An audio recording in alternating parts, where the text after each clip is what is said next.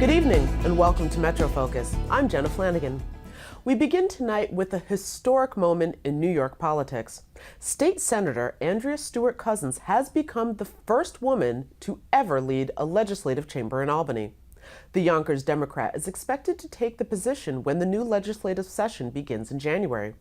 The ascent of Stewart-Cousins comes after the Democrats' decisive win in the midterms. It will also mark the first time that both the state Senate and state assembly, which is run by Speaker Carl Heastie, will be headed by African Americans. Stewart-Cousins' rise to power also means that the days of the so-called 3 men in a room will officially be over.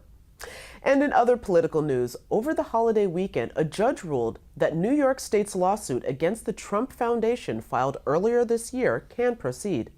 The lawsuit names President Trump as well as 2 of his children, Ivanka and Eric. Here with a rundown of what this week's political headlines means is City and State Editor-in-Chief, Jonathan Lentz. Jonathan, welcome back to the program. Good to be here. So let's start with what's new in Albany. We have a new Senate Majority Leader. Sure, right, and this is expected ever since Election Day when you saw that really shellacking of the Republicans in the state Senate. I think Democrats might have as many as 40 seats in the 63-seat chamber. And Andrea Stewart-Cousins was brought in when the Democrats were back in the minority about 10 years ago. They had a short period, chaotic period in the majority. And I think they really brought her in and thought this would be a person who could lead the conference, should it take the majority. She is a woman. She has a different kind of leadership style. She's collaborative. She's seen as very competent. Politically, that is also an argument for the Democrats. Look, things aren't going to be as bad as they were before. So, and as you know, a historic point for the state as a whole. Of course. Now, are there any particular issues that we might see that might change the tone of the state Senate? Well, sure. The other interesting thing to point out, other than her being an African American and being a woman, she's a suburban lawmaker. And you really have had a history also of New York City-based lawmakers, especially Democrats who have so many numbers in New York City in the 5 boroughs.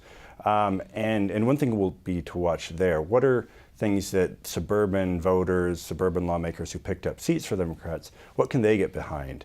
A big thing to watch would be what's going to cost more and might require raising taxes, as opposed to what are things that can just get done that are progressive ideals. Things like Roe v. Wade, codifying that in state law. Whereas other things like congestion pricing, that could get a little more tricky. Will suburban voters support anything that might raise their costs?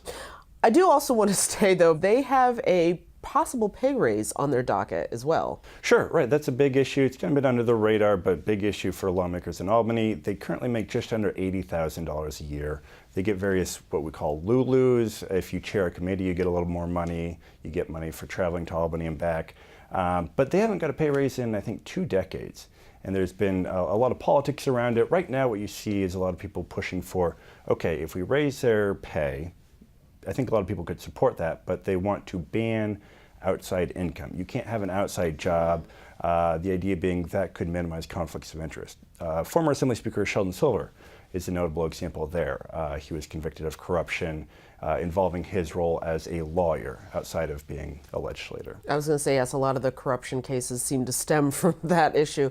But of course, then there's going to be the upstate downstate issue, because $80,000 in, say, Binghamton or Utica goes a lot further than it does here. Sure. And a comparison point, too, the New York City Council recently raised its pay up to $150,000. And you saw after that happened, some state lawmakers decided to run for New York City Council. There's obvious appeal there.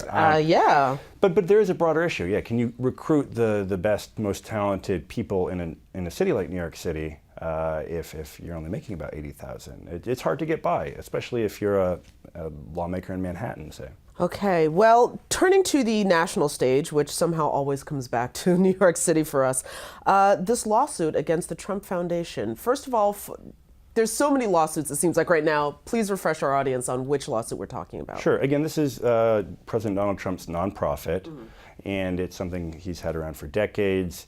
It got into some trouble, allegedly. We'll have to see how the case plays out. But for getting involved in business deals with the Trump organization, getting involved in the Trump campaign, there are allegations that it was involved with a fundraiser, a Trump campaign fundraiser that really nonprofits should not be part of. And if this suit is successful, the Trump Foundation would have to pay back millions of dollars. So again, in New York, the state attorney general's office has oversight over how nonprofits operate. And it is an incremental step. It's just this lawsuit can go forward. But it's interesting to note that a sitting president can be charged in a civil case like this. That's one of the arguments his lawyers were saying, that look, he's president, he shouldn't have to go to court over this. But for actions taken prior to sitting in office, indeed, this case can go forward. So that's noteworthy. Unfortunately, this may not be the last of the lawsuits that we see attached to the Trump name. I do want to take it back to the state and just ask about the governor. So do we expect him to be working hand in hand in tandem with this new legislature that he's going to have? Sure. On any number of bills, yes. Things like ethics reform. I think that's a big thing he's going to want to push for. Again, Roe v. Wade, codifying that in state law. Other things, you already see some tension on this pay raise discussion, that he's saying, again, you need to have this ban on outside income for me to get on board. There's actually some question about whether that's even within the scope of this body that's exploring whether to recommend a pay raise or not. All right, is there anything else on the horizon that we should keep an eye out for in this coming week that should be quiet after the holidays, but of course... Well, a lot of discussion, I think, about voting changes. Again, there's a lot of frustration here in New York City with long lines and machines malfunctioning. The governor, a lot of lawmakers are saying that's going to be one of the first things we're going to do in January, put in changes. Things like early voting. I was going to say that seems to be the one that everybody really wants to see happen. Right. Yeah, it's really a no-brainer. All right, so listen, thank you for giving us the 411, of course, what's happening at the state level. And there's so many issues, even at the city level, that we didn't even get to, but I'm sure we will when we have you back. Thank you.